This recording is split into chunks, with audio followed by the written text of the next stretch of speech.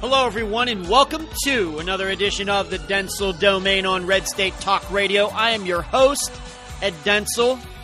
It was fun being behind the microphone once again yesterday, and I plan to be giving you new shows from now for the foreseeable future. I do not see myself missing a show. Of course, who knows what can pop up. But I'd gone quite a while. I'd missed some days, of course, last Friday, then Monday, Tuesday this week. It had been a while since I missed any days, so maybe I was due for a few off. But I do enjoy doing the show. That's why I do it. I enjoy conservatism. I enjoy doing all the research for this show that I do because research is allowed. And I do hate it when I miss days. I do. And that's why when I have left town, have left Madeira Beach, Florida, where I live, and have gone back to Pennsylvania, for example, last year, for almost a month, I take all of my equipment with me. I take the computer, I take the microphone, I take everything that I can so I can do the shows elsewhere if I need to. I've even done this show from motel rooms when I've gone to disc golf tournaments. That's how seriously I take it, because I think I owe that to all of you. You don't want to be interested in a guy or a woman either who is a host that just seems to do shows when it's convenient for them. So I try to keep that in mind when I come to this show. And I've told you that I come to this show feeling like a teacher. I do not see myself as an entertainer. Hopefully you are entertained, but that is hopefully that's a byproduct of what you get out of the show. I do not come to this show with jokes written or funny lines, and I don't do nicknames and things like that. I come to this show as a teacher, so when I'm not doing the show, I feel like class is out, and then I feel like I'm not contributing anything to the political scene in the United States or to you, contributing to what I think that you should know or you should take an interest in. And I always tell you that anything I talk about, you should go research it for yourself, because I don't want you to just take everything that I say here for granted. And in fact, I think probably when it comes to conservatism and what's been going on in conservative media for the last 25 years, I happen to think that too many people have taken it for granted. I think that has been on display this past almost year with all of the people who have gone off the conservative reservation in support of Donald Trump, for example. It's obvious to me now that your average conservative out on the street was taking the word of these conservative hosts too seriously and taking it too much for granted. And I often point out that had these people done this 25 years ago when they were just getting into the business and were supporting a guy who's obviously not conservative, none of these people would have made any money doing what they've done for the last 25 years. They would have been run right off the radio. They wouldn't have had any listeners. And we're going to get into that in a little bit. They wouldn't have had any listeners, and they would have all gone and been lawyers and truck drivers and accountants instead. That's the real tragedy of all of this. I should mention, to get off on a little bit of a tangent and then come back to it, I went shooting yesterday. Me and my Glock 19 with my friend Carla.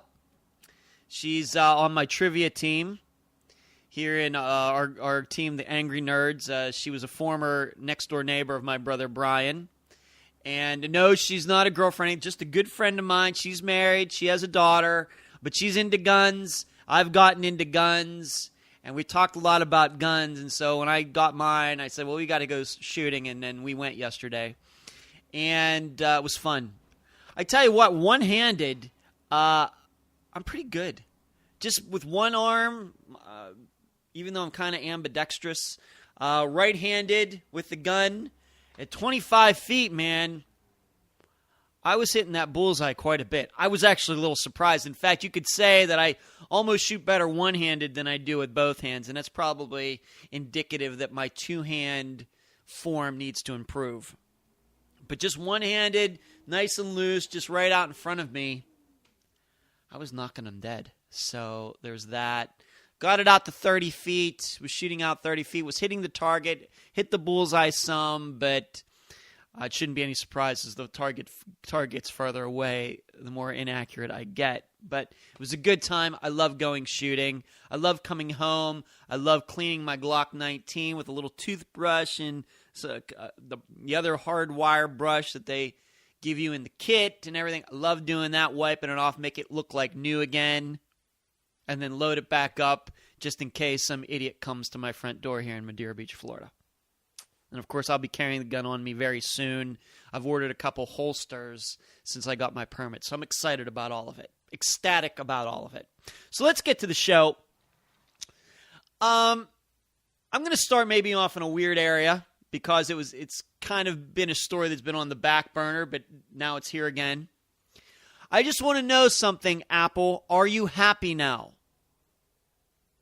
These couple months that you resisted giving in to the FBI, giving in to the federal government, giving in to the investigators that were researching or investigating everything that went down in San Bernardino last November. It wasn't November, right? Was it November or early December? But late last year. And how your CEO, Tim Cook, got up on his soapbox talking about all this stuff. And, of course, since then, since this started, I'm going to guess this story started in, January? I've been telling all of you that it's funny that Apple doesn't want to go along with the federal government, but Apple and other tech companies have done more than bend over backwards for governments of other countries, such as China, in going along with their laws on censorship. But when it comes to the United States government, we're not going to go along. But yeah, we'll kiss China's butt. That disgusted me. But now they got all righteous about how their encryption was so tough and we're not going to give in because if we give in to the federal government, then that'll give the federal government away into all these other phones. Some people believe that argument. Some people don't believe it. Well, now the federal government, as should have been expected, and I maybe should have stated this when I talked about this story before. Well, you know what the federal government did? They said, the hell with Apple. We'll just figure it out how to do it ourselves. And guess what? They did. So Apple, how does it feel now? See, Apple, what you could have done in an alternative universe is gone along with the federal government, unlock the phone, or change the programming of it so the federal government could continue to try to type in code after code after code until the phone opened up. You could have done that, and this would have blown over. I think you would have gotten a lot of, there would have been people that disliked you doing it, but there would have been a lot of people who would have respected that you did it, and you probably could have figured out a way to do that without giving the federal government all your secrets on how your encryption works. You could have figured out something to do, but you took this hard line against the federal government regarding all of this. But now instead, on its own, the federal government figured out how to get into that phone, and now you don't know how they did it. How's that feel? And what does that say? What message does that send to all of your customers now? Telling them over and over and over, our encryption can't be broken. The only way the federal government or any other government can get into this is if with our help, and if we don't help, they can't get in there, and we're going to protect people's rights, on and on and on. Well, now the federal government on its own figured out how to hack your own phone. And you're in the dark. Now, what are you going to do about that now? Now you can't say to your people how safe their phones are. You actually, in resisting the government, you actually gave the government a reason to try to break your encryption, and guess what it did? This story should have been over at least 2 months ago. You could have still have had your patent, your protections. You could still sell the idea to all of your people that the government can only get into the phones with your help. But you can't do that anymore, can you now? It's funny how that works. See, Apple's argument only works. The standpoint, the point of view that they've had for the last few months is if they were sure that the government couldn't break into the phone. As soon as the government figured it out recently, or figures it out in future cases, all of the Apple's arguments go out the window.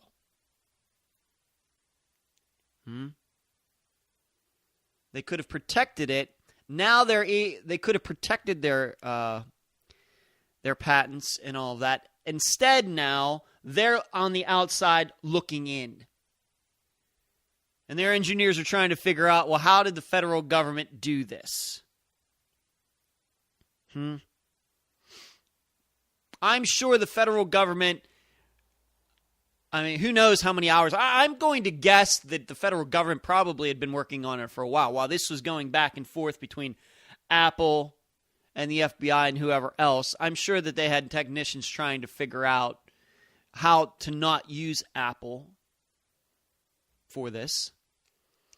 And I can convince myself that had Apple just come out and said, okay, we'll help you out. We'll do this, we'll do that. I'm going to guess that there probably would have been some continued tinkering on the federal government side with that phone. I'm going to guess. But they probably wouldn't have been as hard-pressed, the government wouldn't have been as hard-pressed to continue to work at that phone once they already had the information that they needed. Of course, you're always going to have people that want to tinker with stuff. Nothing you can do about that. But their motivation would have changed, and maybe it would have lessened. But I'm sure that the more Apple resisted, the more the federal government wanted to get whatever it wanted. So now Apple is left in the dark, as I've said. They could have been in charge of the unlocking of the phone. Instead, now they were totally blocked out of helping at all on their own product.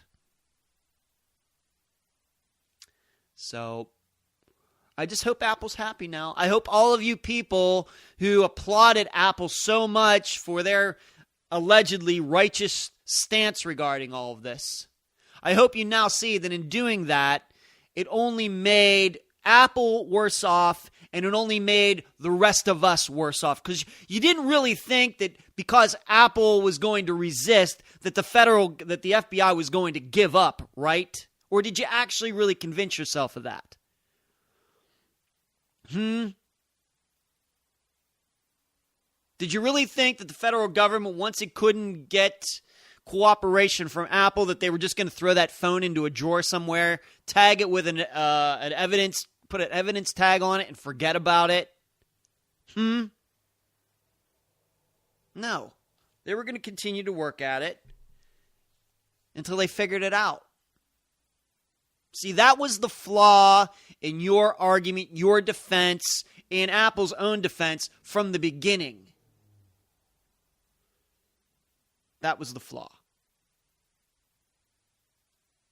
And now that flaw has been exposed. And there's now nothing Apple can do about it. You know what Apple has to do now?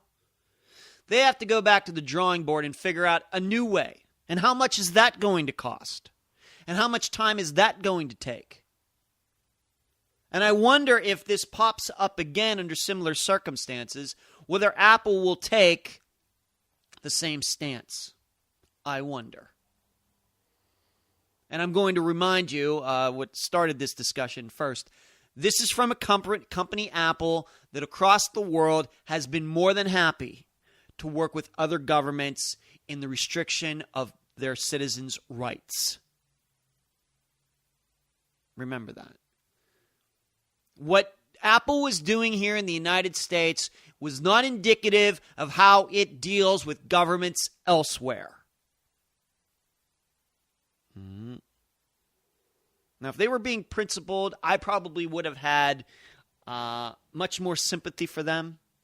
Had they been working against the Chinese government and its desires for censorship, or Apple had been working on some way to hack into North Korea, or was fighting against censorship, for example, with media in Russia or Iran or wherever else, then they would have gotten a lot more of my sympathy, and I would have said, you know what?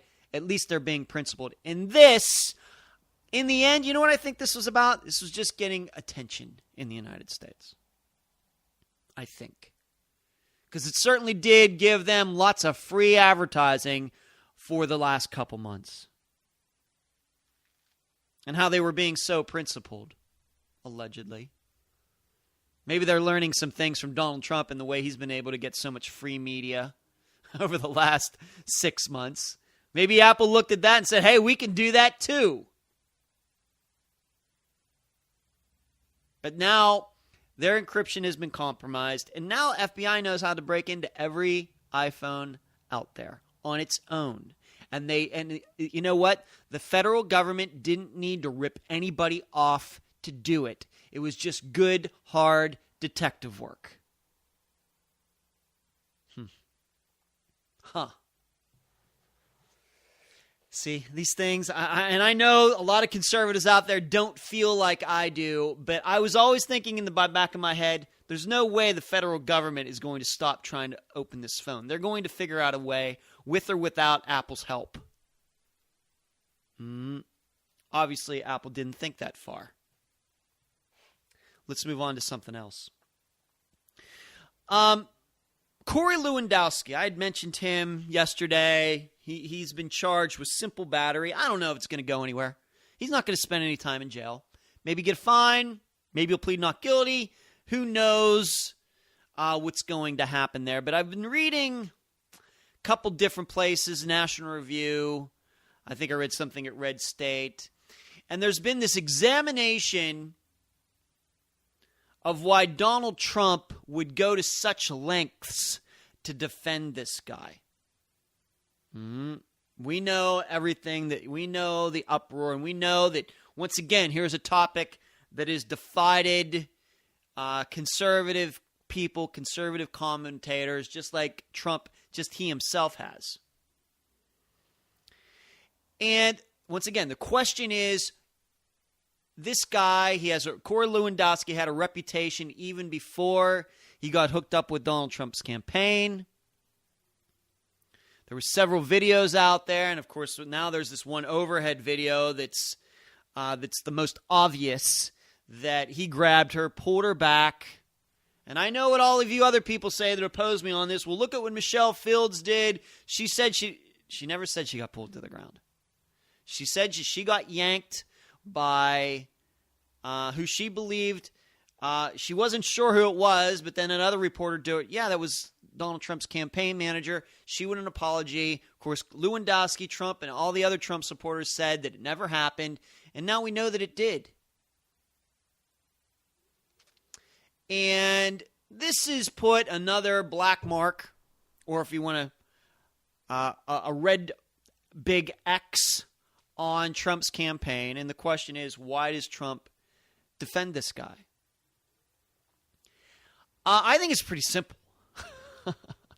I think it's a couple things put together. First of all, I think that Donald Trump likes people like Corey Lewandowski. First of all. That's in Donald Trump's mind. Corey Lewandowski is probably considered to be a real man. Okay? A real man. Once again, in Donald Trump's world. But I think there's something else that's going on here. And I have written in my notes, it's the Good Will Hunting example. Familiar with that movie? With Matt Damon, Robin Williams, Ben Affleck. Love that movie. I like it so much that I find it hard to watch. There's a few movies in my life that I've liked so much but they're so painful that I can't watch them again. Black Hawk Down is one of those movies. Awesome movie. Talks about the bravery in Somalia back, 1993. awesome movie, but I can't watch again. It just hurts too much. Another movie like that is Saving Private Ryan. Great movie. I've enjoyed it. Very nice movie. Once again, hurts too much to me. Hey, I'm a sensitive guy. What can I say? And Good Will Hunting is one of those movies for me as well. But in that movie, there's a point where Robin Williams, I think it was Robin Williams, talking to Ben Affleck, Will Hunting, about why he continues to hang out with Ben Affleck. Matt Damon's character is this genius, could do anything with his life, but he's a janitor, and he hangs out with these street thugs who don't seem like they're going anywhere in their life. And Robin Williams is, trying to, why is that? And he finally puts it together. And I'm not saying that Donald Trump is a genius, but hang with me on this. Robin Williams tells Matt Damon, the reason you do that is because you know that those guys, no matter what you guys, they will beat up anybody in defense of you, no matter what you guys are doing. It was something along those lines. Right? Even though the guys weren't the most admirable guys, not the nicest guys, might have criminal records before it's all over. And remember, in the first place, Matt Damon, the only reason he is even with Robin Williams in the movie and with the counseling is because of Matt Damon, Will Hunting, getting in trouble, punching somebody, getting into a fight, and getting put in jail. And it's that Stellan Skarsgård's character, math guy who sends Matt Damon to be with Robin Williams as his psychologist, psychiatrist. And Robin Williams is trying, you could do anything with your life, but you continue to hang out with those guys. And why? Because they'll have your back anytime it's needed. It was something like that. That's why, even though all of them, including Will Hunting, are not admirable people. All right? They're not. And Robin Williams also makes that point to Matt Damon in the movie. You think you're so admirable, being that janitor, sneaking in, doing that formula, and whereas you could be using your knowledge, your brain power, your talents and skills, special talents that you have for the benefit of humanity. But here you want to sneak around and be this janitor. What's so admirable about that? I think is what Robin Williams says to him.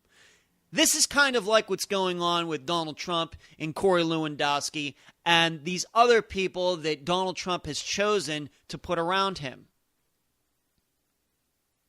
Corey Lewandowski is a guy who will, no matter how perverted, wrong, bully-like Donald Trump is, Corey Lewandowski is going to be a guy who defends him to the end. That's why Donald Trump keeps him around. Same way with Katrina Pearson, that kook, his Donald Trump's spokesman. The reason that Donald Trump hired her out of anybody he could have hired, anybody in his PR department in any of the divisions of his companies, he picks out this woman. Why? Is because he knows she'll be a great lackey. That no matter what he does, says, talks rudely about women, talks rudely about Ted Cruz's wife, anything, Katrina Pearson will go out there and defend him, no matter how wrong, immoral Donald Trump is. That's why she sticks around, despite her making an idiot of herself on every show that she goes on. That's why. Donald Trump is Will Hunting and Corey Lewandowski, Katrina Pearson, whoever you want to else you want to pick out, are those other characters in Good Will Hunting. The Ben Affleck character, I think Casey Affleck was in that, and whoever else was part of that entourage in that movie. That's who they are. They're thugs. That's what's going on. Will Hunting, in the movie, the reason Will Hunting doesn't want to be around those other smart people, It's a little bit, it's complex in that movie. We know that he's abused. We find out that he's abused. You know, he has a lot of other issues going on that he doesn't want to be around. He sees these university kids as being spoiled, rotten, and there's jealousy and probably some other things going on. But I think it starts within the movie, at least for Will Hunting, the abuse that he's gotten. For Donald Trump, I don't believe he's gotten any abuse. He just likes it. He likes it. You know, in the movie, Matt Damon is driven to hang out with those types of guys because of the way he was treated as a child. For Donald Trump, you can't say that. You can't say it. The reason he likes them is because he's an egomaniac, which I don't know if Will Hunting was exactly that in the movie. But they are both the same. You still get to the same end. People who have talents, or in Donald Trump's successful, surrounding themselves by lackeys. The truth is, Donald Trump doesn't put other people around him who are capable, independent thinking, because that makes him feel weak. That's why. He doesn't want people who are going to be moral people, who are going to look at him and only defend him when he at least behaves himself, because that's just too much a bother for him. He can find people who will do anything for him at any time, no matter how much he acts. Who can pass that up, right?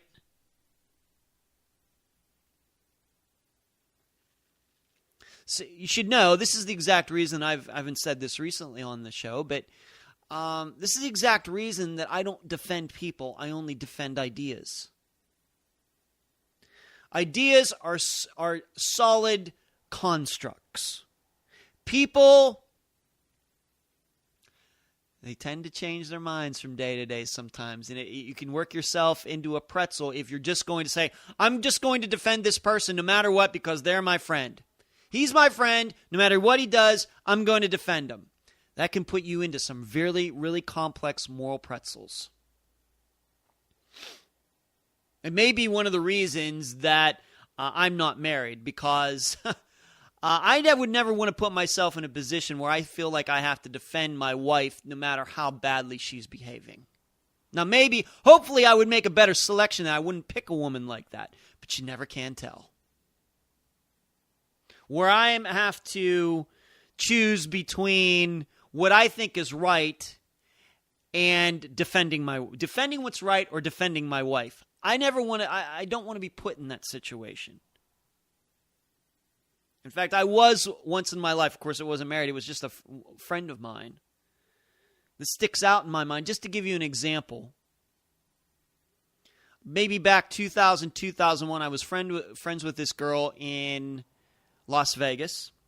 She was having a problem with either her washer or dryer, and it was basically almost brand new. She just bought this house, and of course the washer and dryer were brand new, and she was having problems. She went to the place where pick up another one or go talk to them, or some Maytag place or something like that. She was all calm and everything. Okay, I'll ride with you. Let's go check it out. She goes in there, and she yells at this guy. I mean, out of nowhere.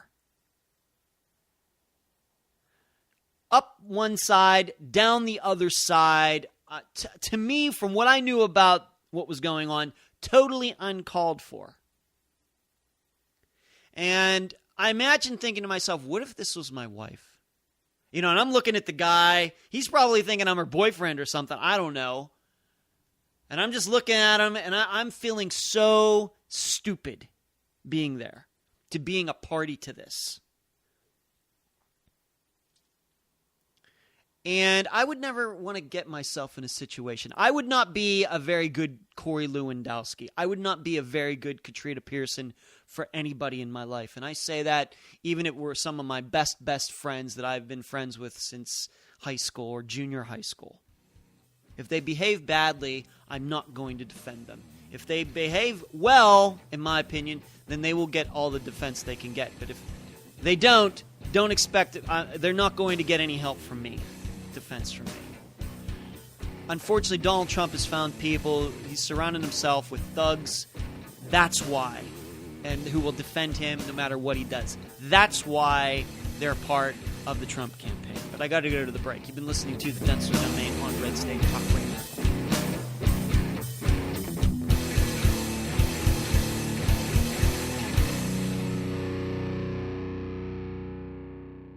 Real radio for real Americans. Red State Talk Radio. This is Brigitte Gabrielle from actforamerica.org. Ladies and gentlemen, if you do not go to bed every night absolutely fatigued from trying to restore America from the destruction that is taking place, then you're simply not working hard enough.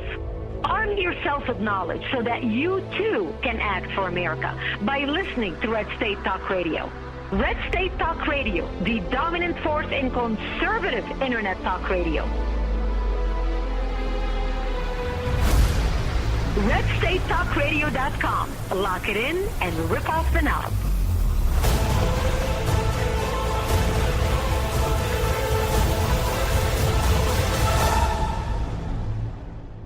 I can't defend my family because I live in Chicago. I am free to defend my family with my AR-15 or handgun because I live in Wyoming. I can't even protect myself if I'm attacked because I live in D.C. I carry my 9mm in my purse anywhere I go in Texas. I can't protect my small retail shop here in Brooklyn. We keep guns behind the counter at our shop in Oklahoma. Only had to show it once. Do you see a pattern? Demand equal gun rights in America. Go to SAF.org now. My name is Courtney Luster. I'm 21, well-educated, and unemployed American.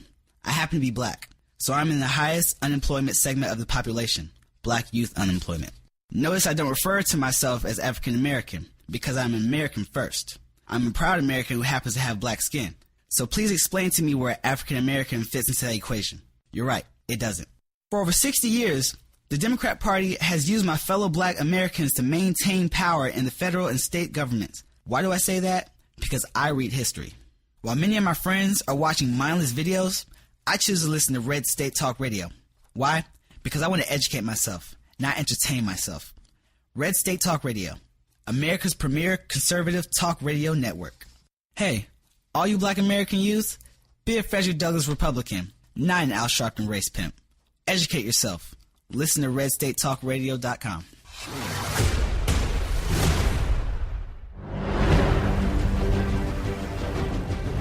This is Michael Cutler, retired senior special agent with the former INS, the Immigration and Naturalization Service.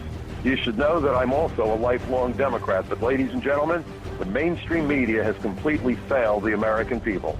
That's why, despite being a lifelong Democrat, I listen to Red State Talk Radio, the dominant force in conservative internet talk radio. Lock it in and rip off the knob.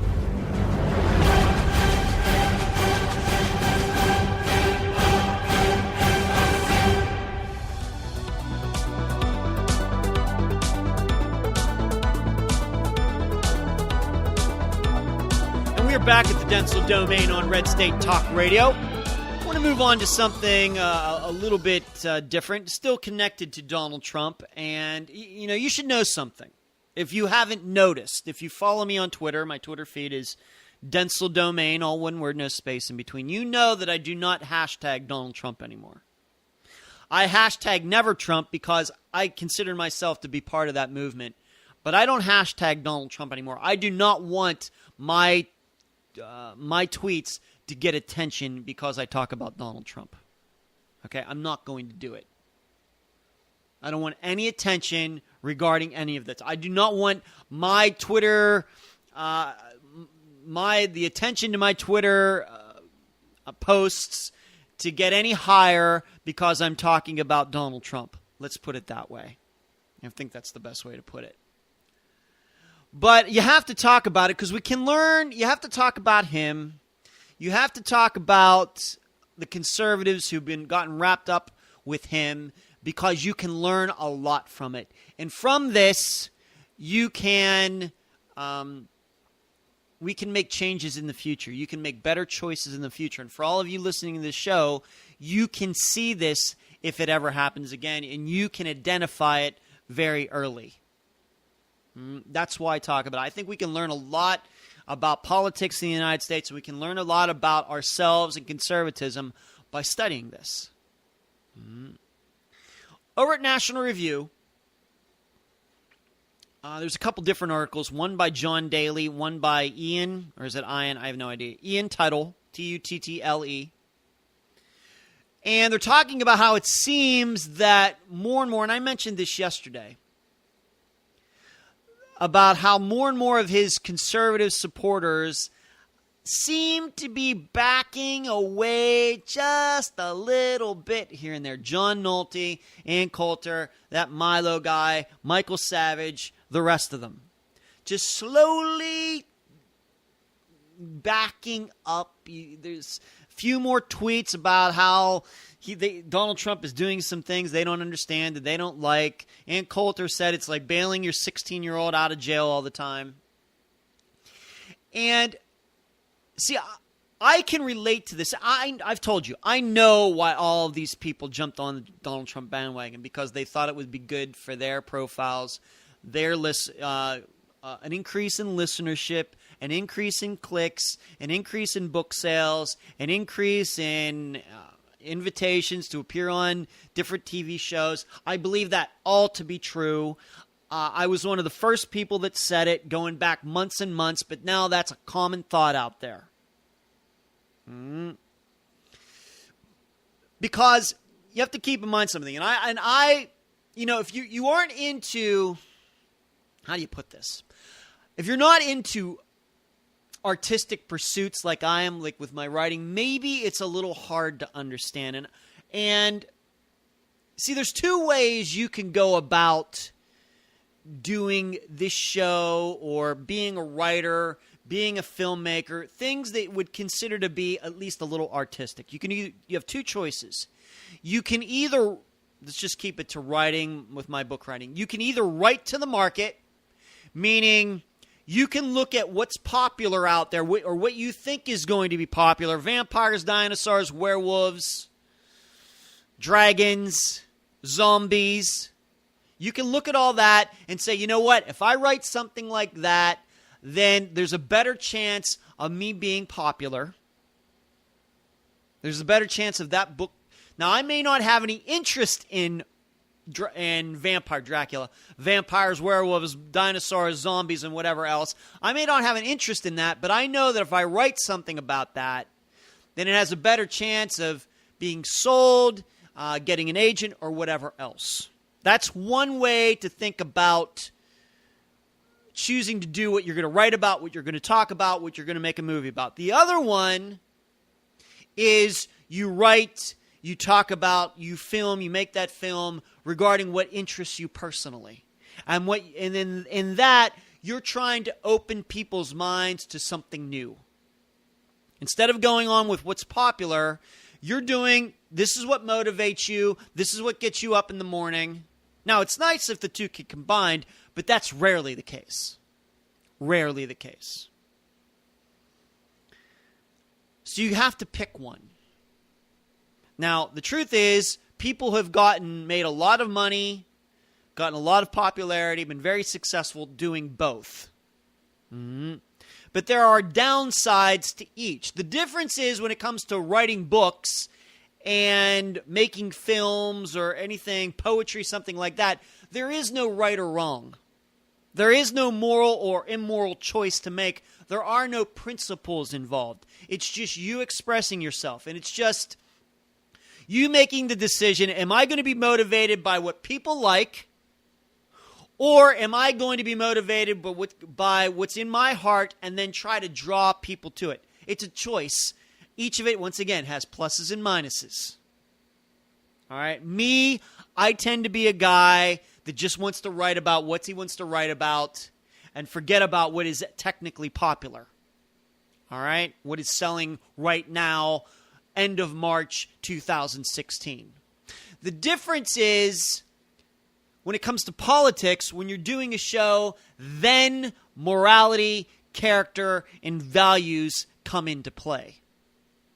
But once again, you have those two choices. You can talk about what you think is going to get you the most attention, once again, being Donald Trump for the last 8 months, or you can just say, you know what, I'm not interested in Donald Trump. I don't like Donald Trump. And so I'm going to continue to conduct my show the way I've always done it. And that's a hard decision to make, especially if a lot of money is involved.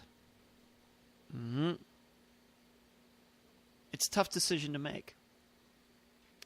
But it's obvious to me that all of these people, all of these conservative media members that we know so well, made the decision that we're going to go what's popular, not with where our values have been.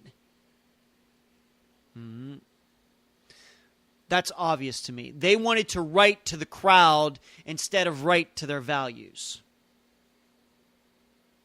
All right, and I think they're maybe starting to see that it's finally costing them. That's why I think you see now this little bit of backing away. Now, is it going to affect how Donald Trump does in any of these upcoming primaries? Hard to say. Hard to say.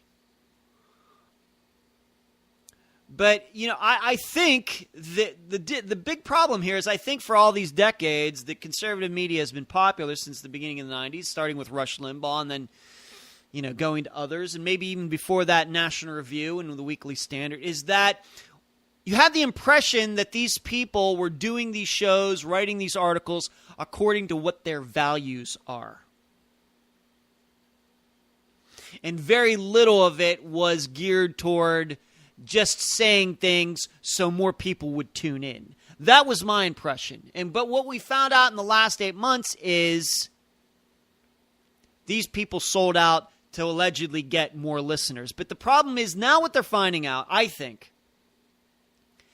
is that you can only keep those listeners if you continue to talk about Donald Trump in flattering ways. That's the tough part. And see, that is the difference between the supporters who were crazy about John McCain, Mitt Romney, and others, and the supporters of Donald Trump this time around. The big problem is that these people, the most of them, are not conservatives. So they have no reason to listen to Rush Limbaugh or follow Ann Coulter unless those two and others are talking flatteringly, there's a word, about Donald Trump. Otherwise, these people don't tune in. But at the same time, as for the last 8 months, all these conservative media people have been talking nicely about Donald Trump. They've lost the people, the viewers, listeners, readers that they've gained over the last 25 years. They've lost their base. Rousseau in the Republican Party, we talk so much about the base. Well, you know what? Conservative media has a base too. And it's not people who like Donald Trump.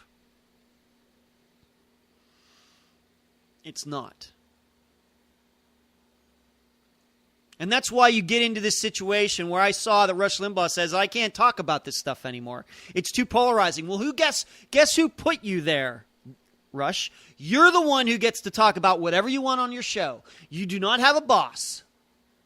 You do not have a programming director like they do at all these other radio stations across the United States. Mostly with talk, like sports talk shows like I listen to out of Pittsburgh, where the hosts, they have a boss. They have a program director. They're expected to talk about certain things every day. They can't say certain things. You can talk about this. You can talk about that. Rush Limbaugh has no boss like that. So the only person he can blame for putting himself into that situation that he's in now, where he's afraid to talk about, for example, the Corey Lewandowski story, is because of him. Had he stuck to what we thought his principles were last summer, and what so many people wanted him to do in criticizing Donald Trump and not getting on the Trump train and everything else, he wouldn't be here now. He wouldn't be here had he stuck to his values. But these people deluded themselves that they were going to get more listeners, could keep them walking this fine line for so long. And they must have thought that their hardcore base was going to put up with it. They were wrong. I could have told them that 8 months ago. This is why I do not talk about Donald Trump in flattering terms, because he's not part of my value system. Whereas in the cases of Mitt Romney, John McCain, say what you want to say about them, but the people who supported them were Republicans. Maybe not as conservative as we like, but they were. And they weren't going to leave the Republican Party. I'm not so sure that's the case with Donald Trump supporters. All of the non-conservative, non-Republican things that he said over the last 8 months, how he lived his life, and who he voted for up until a year ago, there were all the signs that conservative leaders shouldn't get behind him, but they did it anyway, all for the buck. And now you can go from true conservative website to true conservative website, go into the comments, and what do you see? I'm sick of listening to Rush anymore. I grew up with him. I'm 40-some years old. I listened to him since I was in college. I remember I was a Rush baby, everything else, and now these people are deserting him and others. I guess you could make the comparison to when Coke went to New Coke. This is going to be the new formula. It's going to be great. We're changing it. And in no time, Coke had to go back to the old formula.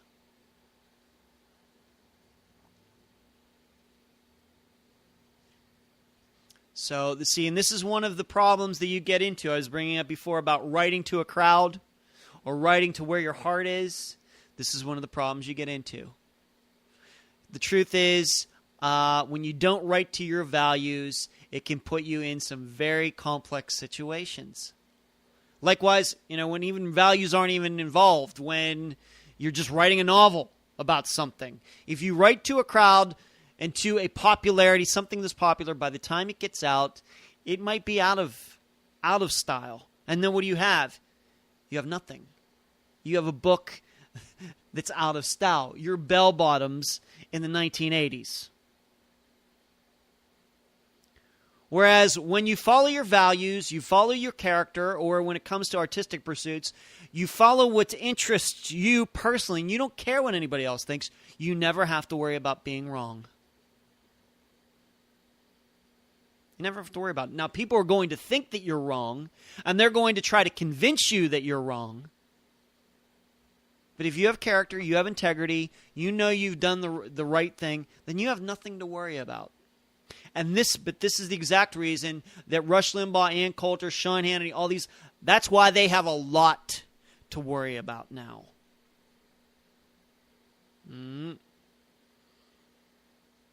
I've told you that I've been a conservative since the beginning.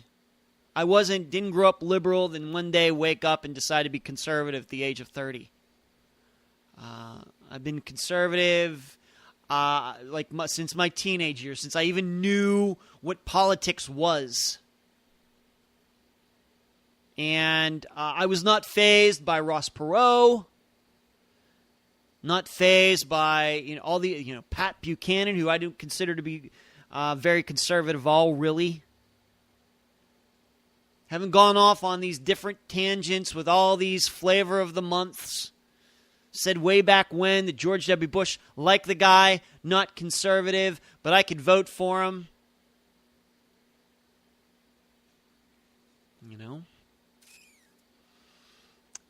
Little did we know that we as regular conservatives were going to find out that so many of our conservative leaders in private media were so wishy-washy and had such weak spines. And were so beholden to staying with what is fashionable. It's been a real surprise. I know that it's certainly opened my eyes. I've certainly become even more of a cynic than I've been. I mean, I've been a cynic about conservative media for a while. That's the reason I do this show. You have to remember, my attitude has always been conservatism is so much better than liberalism. We should have kicked it off the planet Earth decades ago. What are the reasons that we haven't? And we know what some of them are. Education system, both public schools and universities. Media has at least not as much a big a part as other conservatives think, but obviously it plays a part. There's a lot of different things going on. But maybe at some point, when all of this is happening, we have to look at ourselves as well. Maybe we're part of the problem. Not that our values are wrong, but the way that we talk about our values is wrong.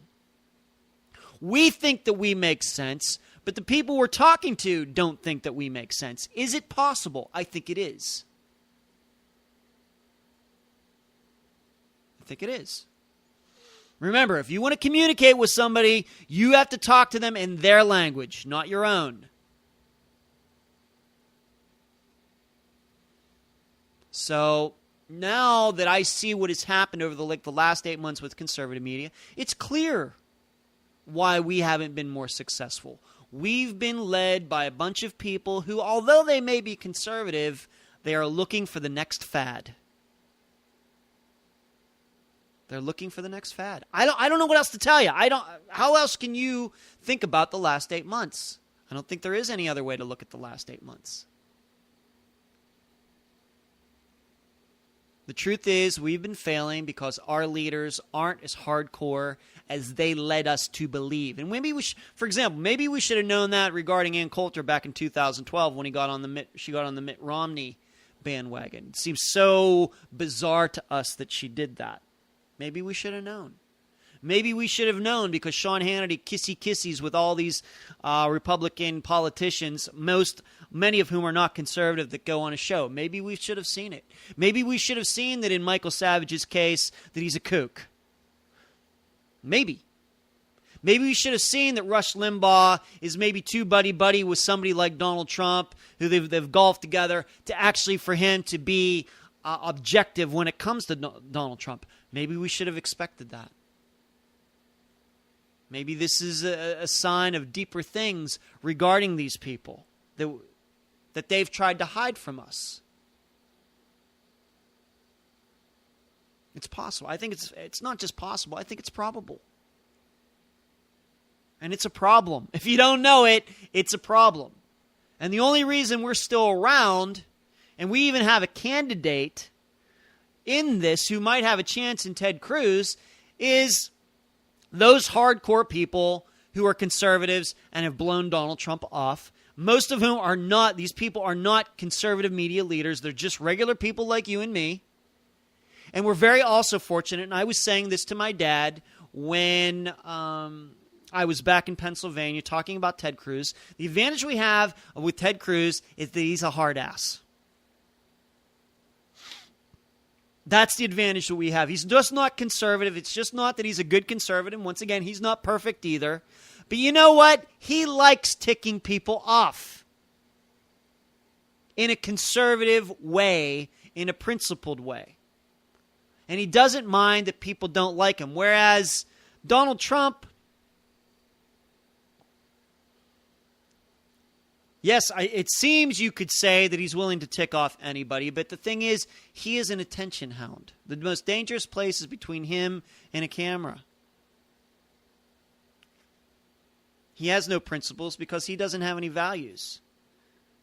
He doesn't know what he thinks about anything. But the reason we're still around is because we have a good candidate who can still win, and there are a lot of regular good conservatives who have resisted going along with these conservative media people who have led us for decades. And to that, I give all of these regular conservative people all the applause I can in the world. I can. I respect them so much. But I got to go. You can email me at edwarddentzel@reagan.com. You can follow me on Twitter, Dentzel Domain, all one word, no space in between.